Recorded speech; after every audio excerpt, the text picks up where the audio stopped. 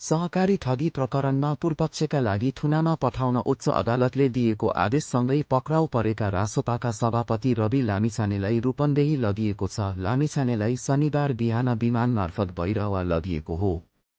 अदालतको आदेशअनुसार लामिछानेलाई पूर्वपक्षका लागि थुनामा राख्न भैरहवा लगिएको हो। लामिछानेलाई रूपन्देहीमा 2 दिन प्रहरी हिरासतमै राखिनेछ। सार्वजनिक बिदाका कारण शनिबार र आइतबार अदालत नखुल्ने भएकाले लामिछानेलाई जिल्ला प्रहरी कार्यालय रूपन्देहीको हिरासतमा राखिने जिल्ला प्रहरी प्रमुख प्रहरी उपरीक्षक एसपी रञ्जित सिंह राठौरले जानकारी दिए। उच्च अदालत तुलसीपुरको बुटवल इजलासले बुटवलको सुप्रिम सहकारी ठगी मुद्दामा लामिछानेलाई पूर्वपक्षका लागि थुनामा पठाउन आदेश दिएसँगै लामिछाने शुक्रबार राति बुढानील कण्ठस्थित निवासबाट पक्राउ परेका थिए। त्यसपछि लामिछानेलाई प्रहरीले जिल्ला प्रहरी परिसर काठमाडौँको भद्रकालीस्थित हिरासतमा राखेको थियो। बुटवलको सुप्रिम सहकारी प्रकरणमा जिल्ला अदालत रूपन्देहीले लामिछानेसँग 1 करोड रुपैयाँ धरौटी मागेको थियो।